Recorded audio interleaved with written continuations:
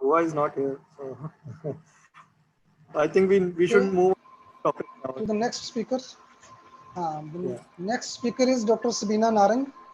She is Associate Professor, Department of Ophthalmology, GMCH, Chandigarh. She has over 45 publications in national and international journals and 18 book chapters, numerous other awards, including Nursing Rao Award 2011. She is Associate Editor of Disorders of Retina and Vitreous. She has over 100 paper presentations in various conferences and more than 30 guest lectures. Her topic is vision saving modalities in eye tumors. Please, Dr. Subina. Yes, sir. Yes.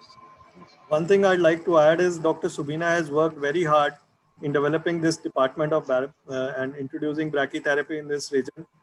And yeah, I think it is her hard work that is paying off. And we'll see the wonders that she has achieved during her presentation. I have to click on the slide. Dr. Subina, you can share your screen now. Yeah, I am. Okay. All right. Is my screen visible? Yeah, yes, yes. Yes. All right. Thank you, Dr. Sangeet, for a wonderful introduction and invite to this wonderful webinar. I hope everybody is enjoying it. People are not too sleepy. I would be discussing vision-saving modalities in intraocular tumors. The management of intraocular tumor has undergone a paradigm shift. It has started with the aiming of saving the life of the patient, and now it's aiming to save the vision as well as life of the patient. Various vision-saving modalities are cryotherapy, laser treatment, including transpupillary thermotherapy, photodynamic therapy, radiotherapy, which is for slightly larger tumors than 3 millimeter, plaque brachytherapy. Nowadays, newer addition is proton beam irradiation, which is a precision radiotherapy, and chemotherapy. Chemotherapy has added a new dimension to our treatment of tumors because what even large tumors are subjected to chemotherapy and ultimately chemoreduction. The mechanism of action, the mode of delivery could be intravenous, intraarterial, intravitreal, and periocular. So I would be covering that in the course of my talk. Cryotherapy is usually used for preequatorial small tumors less than 3 millimeter in thickness, and we use triple freeze thaw freeze technique, and tumor destruction is usually achieved with 1 or 2 sessions of triple freeze thaw cryotherapy delivered at 1 monthly interval. How this cryotherapy works is ischemia, ice crystal formation due to extracellular precipitation or formation of ice. The cellular dehydration is there, tissue necrosis, and ultimately there's denaturation of lipid proteins and cellular apoptosis after freezing, which is due to toxic concentration of solutes inside the eye. This was one case of retinal capillary hemangioblastoma. Patient had von Hippel-Lindau's disease, and patient has this peripheral tumor. They were preequatorial tumor. We went ahead with cryotherapy for these tumors. And after cryotherapy, there's constriction of the vessels, and there's also decrease in the macular edema. So patient did gain back 20/20 vision. Laser treatment for intraocular tumor can be photodynamic therapy, it can be triple T or transpupillary thermotherapy. In both these treatments, photochemical reaction works or photothermal photocoagulation works. In photodynamic therapy, what we are doing is we are injecting the inactive drug, which is administered into the bloodstream. It is distributed all over the body, and then we do irradiation, which is specifically to the tumor area. And this leads to formation of oxygen-free radical, and ultimately we have the killing of the tumor cells. This is a case they just highlighted. Dr. Sangeet was the pioneer in getting this treatment onto India. So this is circumscribed choroidal hemangioma, which was treated with PDT. The patient is showing some serous detachment, and sorry, that led to decrease in vision also. After PDT, there was resolution of the serous detachment, and patient gains back the vision of 20/30. This is a transpupillary thermotherapy. Fovea sparing transpupillary thermotherapy was used in this patient of retinoblastoma. And finally, the patient did gain some vision. However, due to macular tumor, we do not expect much gain in vision. Brachytherapy is a modality which is a localized radiotherapy. The sources are attached onto the plaque, and then we localize the tumor and we fix the plaque onto this. It's a multidisciplinary approach. Here we have radiation physicists, we have radiologists, we have ophthalmologists, we have pediatricians, all people are working together. And then the sources available to us are a whole lot of these sources, but most important are ruthenium, which has the advantage of prolonged half-life. Iodine, this has the advantage of deeper penetration into the tissues. So this is one patient who presented to us with vitreous hemorrhage. So like is customary, we went ahead with ultrasonography of this patient, and that showed retrohyaloid bleed, vitreous hemorrhage with a mushroom-shaped mass lesion. MRI proved the diagnosis of malignant melanoma. This patient was subjected to brachytherapy treatment. This was a blind procedure. However, we confirmed the application of plaque by ultrasonography, which confirmed that our plaque was at the right position. And this patient, after 6 months, shows remarkable decrease in thickness of the tumor to around 50%. At this point of time, the patient was taken up for pars plana vitrectomy once we were sure that our brachytherapy was working.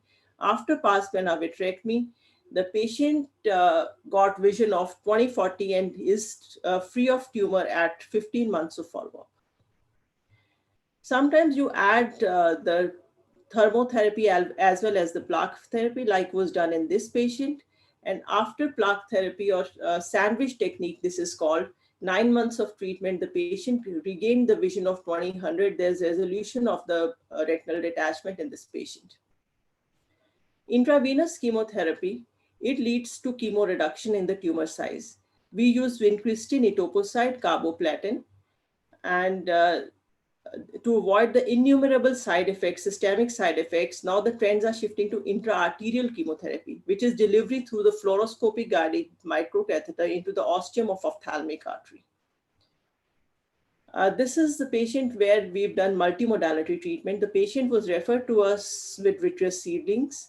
The patient was subjected to intravitreal chemotherapy, and this we've done, this was subjected to intravenous chemotherapy. After 6 cycles of intravenous chemotherapy, the patient was given transpupillary thermotherapy to the residual tumor, but the patient still developed more tumors. For that, plaque therapy was done. After plaque therapy, we were seeing patient has multiple tumor. It has still not resolved. Then we went ahead with intraarterial chemotherapy, but the patient's vitreous seedlings were persisting. With intravitreous seedlings, for intravitreous seedling, now we are presently giving intravitreal topotecan to the patient. So one patient can involve all the multimodal modality of the treatment for taking care of getting good results.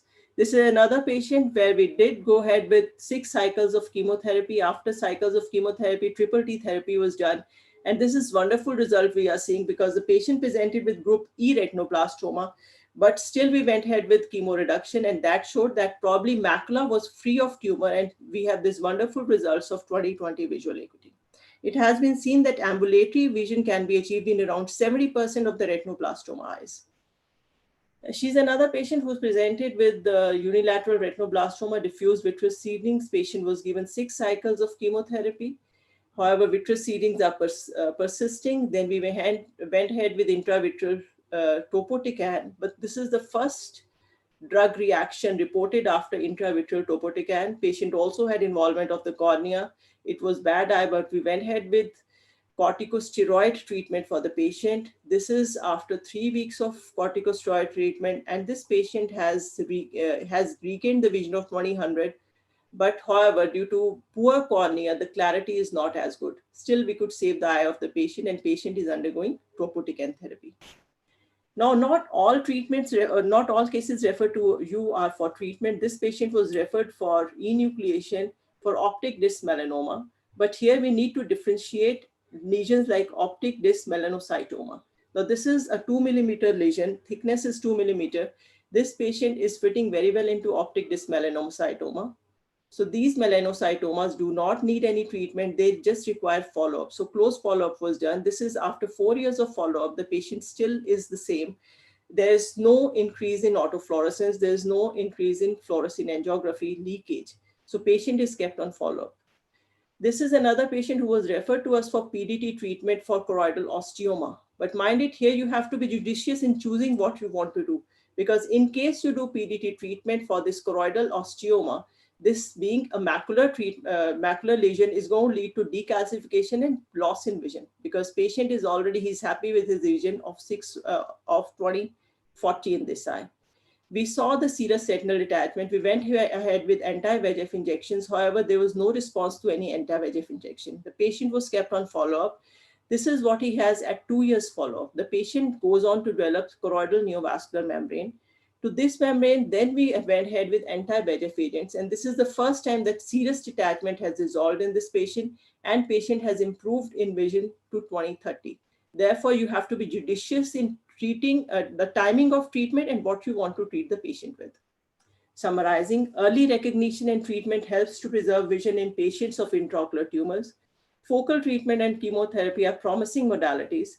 Multimodality and multidisciplinary approach could be required in these patients. Lifelong follow-up is required. Thank you. Thank you, Dr. Subina, for such an excellent presentation. Thank you. A few comments I would like to ask Dr. Praveen about.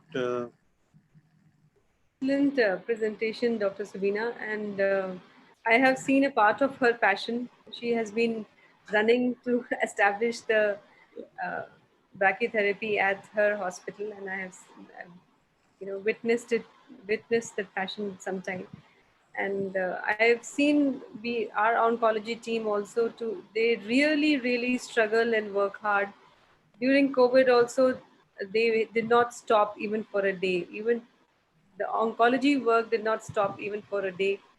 The examination under anesthesia, special letters were given, special permits were got from various governments, from the Kerala government, from the West Bengal government, to get the patients with special ambulances. The government has been very cooperative there, and to get these patients for treatment, because it was not only eye saving, it is life saving. Sometimes it is tragic to see these patients of retinoblastoma go through so many chemo reductions. But I think the chemo reduction followed by local treatment has been the mantra now for retinoblastoma, because it reduces the amount of local damage which can happen with extensive local therapy. So now we first do the chemo reduction and then reduce the amount of the size of the tumor, and then follow it up with this. Lot of intravitreal drugs recently have been used, our center also, but the toxicity is a major issue. And I think Dr. Pukhraj has published almost more than 50 to 80 patients of intra-arterial chemotherapy as well. So even in, I think, extensive large tumors, grade D tumors also, they were able to salvage almost 60% of the patients. I don't know how Dr. Subina also has probably a similar experience, though it has its own limitations, and you cannot do this intra-arterial when there is already orbital involvement. How is your experience on this, Dr. Subina? Yeah, I would like to point out that patients come pretty late here. Why they come late, I do not know. They come to a doctor as a last resort. So there are very few that we've done intra-arterial chemotherapy, or we've referred, because for intra-arterial we are referring. For brachytherapy we are doing. But retinoblastoma, we've done more cases of choroidal melanoma than retinoblastoma, because retinoblastoma, by the time patient comes to us, the game is lost. So we want to spread the awareness that they should report early so that we can help them with focal treatments. Somehow we have so many children with retinoblastoma coming, families which have it, and sometimes it is sad to see that the mother also is having the same problem, yet they bring the child very late on. So it's a really dedicated fight that is necessary. Total, complete dedication towards this work. Congratulations, Dr. Subina, for this job. Anyone else who would like to say something? Dr. Subina, are you doing the OPD daily for this tumor? For the oncology, ma'am? Sir, normally there are just 2 days, which are nowadays we are just running tele ophthalmology. I mean, tele screening we are doing. We are not having the usual OPDs in this COVID times. And in case a cancer patient comes to us, then we give them date by appointment. They come to emergency services and we see them. Okay. But And we have what about teleophthalmology. what about the time before or after COVID era? Then it is the fixed days. It's a fixed days. Yeah, because most of the days I am there in OPD or special clinic. Whenever I am there, I'll see. There are just 2 days when I'm in operation theater. So rest of the days I'm always there in OPD. So I would. And see. ma'am, is there any telephonic appointment basis for to get the appointment for the oncology patients, ocular oncology patients? I think after this COVID era, also telescreening would go on. It was that you make an appointment through telescreening. We are planning to continue it. So, thank you, ma'am. Thank you, Dr. Subina, for such an excellent presentation.